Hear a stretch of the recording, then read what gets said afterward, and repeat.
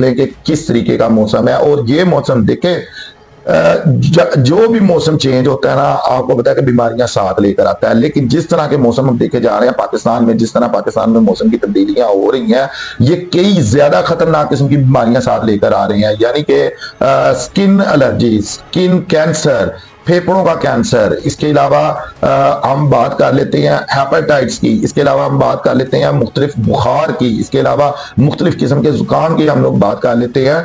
तो ये चीजें 2 से 3 साल के अंदर ज्यादा देखने के लिए हम लोगों को मिल रही हैं। तो नाज़रीन, मुख्तलिफ किस्म के मुसीबतों का सामना करना पड़ेगा, जिसमें पाकिस्तानियों को पानी की किल्लत का सामना करना पड़ेगा। जैसे हमने कुछ दिनों पहले देखा, जब मौसम चेंज हुआ, हमें स्मोक का सामना करना पड़ा। और इसके अलावा मुख्तलिफ बीमारियों का सामना करना पड़ेगा। जो हमारी फसलें हैं वो बर्बाद होकर रह जाएंगी, जैसे हम देख रहे हैं 2-3 सालों से। खास वैसे तो काफी अरसे से हम ये चीज देख रहे हैं, लेकिन 2-3 सालों से हम मजीद ये देख रहे हैं कि कभी चावल की फसल में कोई इस तरह की बीमारी पैदा हो जाती है, काफी ज्यादा नुकसान उठाना पड़ता है किसानों को। कभी जो गंदुम है उसकी फसल में इस तरह की बीमारी पैदा हो जाती है, जिससे काफी ज्यादा नुकसान उठाना पड़ता है। और पानी जो ग्लेशियर पिघलते हैं, इनका पानी दरियाओं में जाता है, इनके पिघलने से सैलाब का खतरा बढ़ जाता है। और हम देख रहे हैं कि 1 साल 2 साल छोड़कर पाकिस्तान में सैलाब आता है, और इस शिद्दत का सैलाब आता है कि उसमें अब मैं इसके लिए क्या लफ्ज़ इस्तेमाल कर सकता हूं, आप लोग जानते हैं कि पाकिस्तान को कितना नुकसान होता है। वो पूरा इलाका, पूरे सूबे को खत्म कर देता है। इस तरह का सैलाब, अब नॉर्मल एक सैलाब हो जिसमें अस्सलाम वालेकुम दोस्तों, नाज़रीन, क्लाइमेट चेंज के ऊपर आप लोगों ने हमारा पहला पार्ट देखा होगा। ये हमारी उस वीडियो का दूसरा पार्ट है, और आपसे गुजारिश है कि वीडियो देखकर लाइक और शेयर करें और चैनल को सब्सक्राइब करें। कि पाकिस्तान में जितने बड़े ग्लेशियर हैं वो दुनिया के बड़े बड़े ग्लेशियर की लिस्ट में मौजूद है। अब ये सारे के सारे ग्लेशियर हैं आहिस्ता आहिस्ता पिघलते जा रहे हैं। अगर इसी तरह से रहा माहौल, अब एक चीज़ नोट कीजिएगा कि पिछले साल मौसम किस तरह का था और इस साल मौसम किस तरह का है। हम पिछले साल जनवरी की बात करते हैं तो लगभग 40 दिन कई इलाके पंजाब के खास तौर के ऊपर ऐसे हैं जहां पर सूरज का नामो निशान नहीं था। पूरे 40 दिन सूरज निकला नहीं था, इतनी सख्त किस्म की सर्दी पड़ी थी। और अगर हम 2023 की बात करते हैं, 2023 और 2024 को हम आपस में मिलाते हैं तो 2023 के मुकाबले सर्दी की रेंज है ये ज्यादा बड़ी थी, और सर्दी कुछ अरसे के लिए इजाफी गई थी, ज्यादा लंबी गई थी। अगर हम 2025 की बात करते हैं तो आज जनवरी आप लोग देख लें कि किस तरीके का मौसम है। और ये मौसम देखे जो भी मौसम चेंज होता है ना, आपको पता है कि बीमारियां साथ लेकर आता है। लेकिन जिस तरह के मौसम हम देखे जा रहे हैं पाकिस्तान में, जिस तरह पाकिस्तान में मौसम की तब्दीलियां हो रही हैं, ये कई ज्यादा खतरनाक किस्म की बीमारियां साथ लेकर आ रही हैं। यानी कि स्किन एलर्जी, स्किन कैंसर, फेफड़ों का कैंसर, इसके अलावा हम बात कर लेते हैं हेपेटाइटिस की, इसके अलावा हम बात कर लेते हैं मुख्तलिफ बुखार की, इसके अलावा मुख्तलिफ किस्म के जुकाम की हम लोग बात कर लेते हैं। तो ये चीज़ें 2 से 3 साल के अंदर ज़्यादा देखने के लिए हम लोगों को मिल रही हैं। तो नाज़रीन, पाकिस्तान का मौसम मौसमियाती तब्दीली की वजह से तेज़ी से बदल रहा है। यहाँ की मौसमों में शिद्दत आई है, जैसे गर्मी की लहर, बारिशों का गैर मामूली होना, तूफान की तादाद में इजाफा। इसके ऊपर अगर हम नाज़रीन बात करें तो गर्मी की लहर देखी जा रही है कि हर गर्मियों में पिछली गर्मी से ज्यादा शिद्दत, यानी कि पाकिस्तान के सिंध और पंजाब के मुख्तलिफ इलाके इस तरह के हैं जहां पर अब हर साल ये देखा जाता है कि 50 डिग्री तक टेम्परेचर जाता है। यानी कि ये वो इलाके हैं जहां पर अगर हम बहुत ज्यादा गर्मी की बात करते थे तो 40, 42, 44 से ऊपर नहीं था जाता।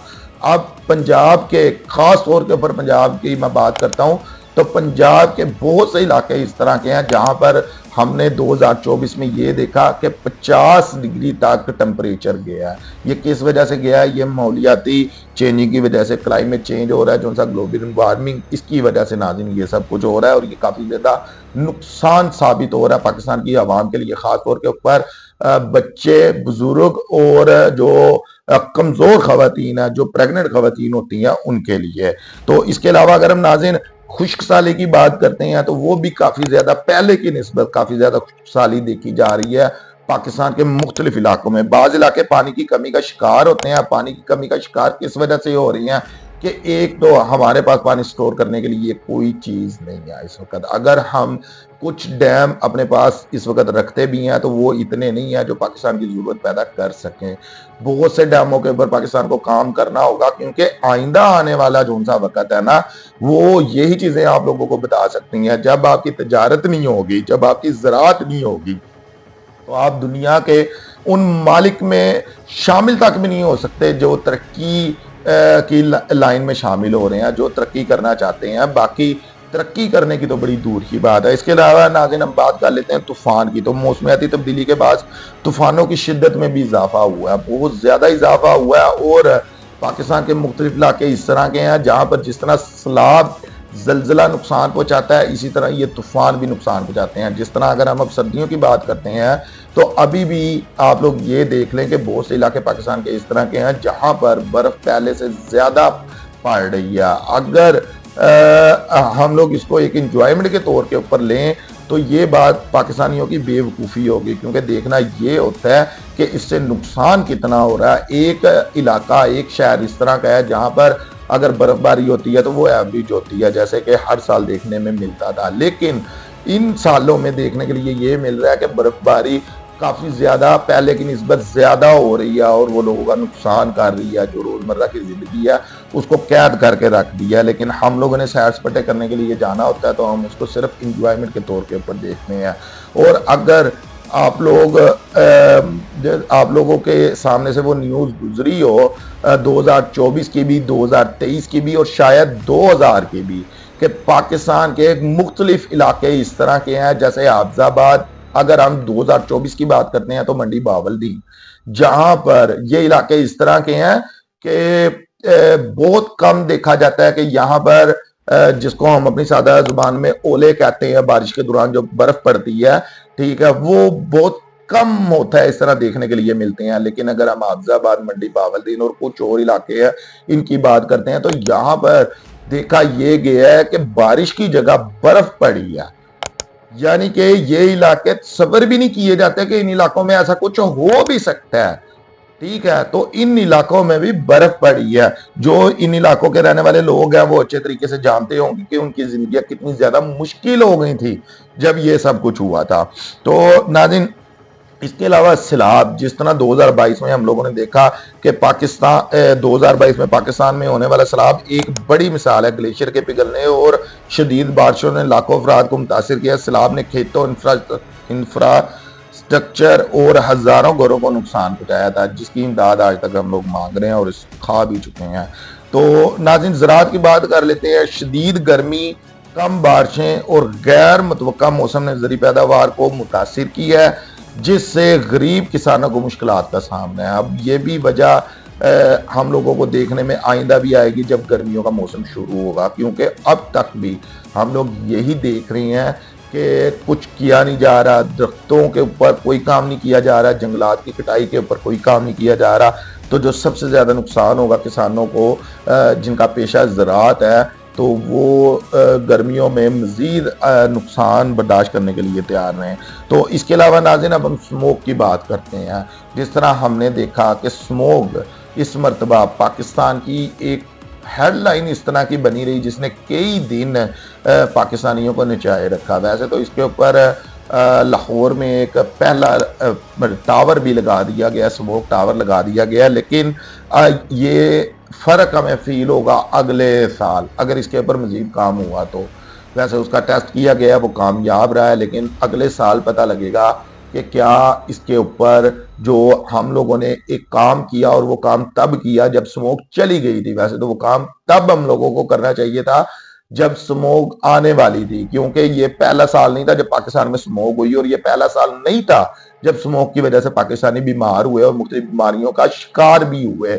ये काफ़ी अरसे से मसला बना हुआ है पाकिस्तान का, लेकिन हम लोगों ने इसके ऊपर काम तब किया जब स्मोक चली गई। पाकिस्तान के शहर लाहौर में पहला स्मोक टावर किया गया जो स्मोक को फिल्टर करेगा। अब देखना ये है कि ये ठीक से काम करता है या इसके ऊपर कितना काम किया जाता है। वैसे तो पाकिस्तान के अलावा जो दूसरे ममालिक हैं, चाइना, इंडिया जैसे मुल्क हैं, इन लोगों ने भी अपने अपने बहुत से इलाके इस तरह के हैं, काफ़ी तादाद में स्मोक टावर लगाए हुए हैं और वो अच्छे से काम करते हैं और फ़र्क भी डालते हैं स्मोक में, लेकिन इसका हमें असर अगले साल देखने के लिए मिलेगा।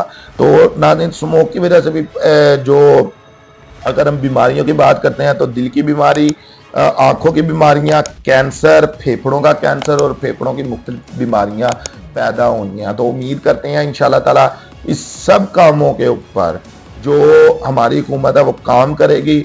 आप लोग ठीक है तजावज़ात के खिलाफ भी काम करें, आप लोग ठीक है दूसरी चीज़ों के ऊपर भी काम करें, लेकिन मसला ये है यहाँ पर कि अगर हम तजावज़ात के खिलाफ काम करेंगे वो चीज़ हेडलाइन बनेगी, अगर हम पुल सड़कें बनाएंगे वो ना सिर्फ हेडलाइन बनेगी बल्कि कई सालों तक आवाम देख पाएगी, कई सालों तक आवाम ये अपने माइंड में बिठा पाएगी कि ये पुल बना ये मरियम नवाज ने बनाया, जो ये सड़क बनी ये इमरान खान ने बनाई। तो लेकिन अगर हम ग्लोबल वार्मिंग के ऊपर काम करेंगे, क्लाइमेट चेंज जो हो रहा है इसके ऊपर काम करेंगे, तो शायद इसमें नाम मरियम नवाज का नाम आ सकता है, ना किसी और सियासतदान का नाम आ सकता है, लेकिन ये ज़्यादा फ़ायदेमंद आवाम के लिए ज़रूर हो सकता है बजाय इसके कि हमने कोई सड़क बना दी, हमने कोई पुल बना दिया, हमने बिल्डिंगें गिरा दी, हमने शहरों को खुला कर दिया। ठीक है आप लोग ये भी काम करें, लेकिन उसके साथ साथ वो काम भी ज़रूर करें जो ज़रूरी है, जो बहुत ज़्यादा ज़रूरी है, जिसको करना चाहिए, जिसको पाकिस्तानियों की वो ज़रूरत है। नहीं तो आने वाले दिनों में ना हमारे पास कोई इस तरह की फसल होगी जिसको हम कह सकते हैं कि ये पाकिस्तानी पैदावार है, ना हमारे पास पानी होगा, जैसे आप लोग अभी देख रहे हैं सिंध के मुख्तलिफ इलाकों में कि लोग पानी से मर रहे हैं। अगर हम लोग पारा चन्नार की बात करते हैं जो पहाड़ों से घिरा हुआ है, हम लोग देख रहे हैं कि वहां पर लोगों के लिए पानी, पीने वाला पानी मौजूद नहीं है। हम लोग इस वक्त थार के इलाके में देख रहे हैं कि वहां पर बच्चों की हालत इस तरह की है कि बदकिस्मती से हम कहने पर ये मजबूर है कि लगता इस तरह के हैं कि उनके जिस्म के ऊपर स्किन मौजूद ही नहीं है, उनके जिस्म के अंदर कोई गोश्त मौजूद ही नहीं है, सिर्फ वो हड्डियों का ढांचा है। वहां पर जितनी बड़ी तादाद में अब तक बच्चे मर चुके हैं, जितनी बड़ी तादाद में लोगों के जानवर मर चुके हैं, और वो जानवर जो सिर्फ इकलौता सहारा है उनकी आमदनी का, किस वजह से? पानी ना होने की वजह से। आज पंजाब और केपीके के लोग या कश्मीर के लोगों की भी हम बात करते हैं, या फिर और इलाकों की भी, बलोचिस्तान के इलाके की हम बात करते हैं, इन लोगों के पास नेमत है पानी, लेकिन अगर हम देखें तो इन इलाकों में भी बहुत से शहर इस तरह के हैं जहां पर पानी खत्म होता जा रहा है और इसके ऊपर कोई काम नहीं किया जा रहा। ना हम लोग डैम बना रहे हैं, ना हम लोग दरख्तों की कटाई से बाज आ रहे हैं, ना इसको रोक पा रहे हैं हम लोग, और ना इसकी जगह हम लोग नए दरख्त लगा रहे हैं जो आने वाले दिनों में हमें शायद ना सही लेकिन हमारे बच्चों को जरूर इसका नुकसान होगा। तो अब के लिए इतना ही, अपना बहुत सारा ख्याल रखिएगा। शुक्रिया। अल्लाह।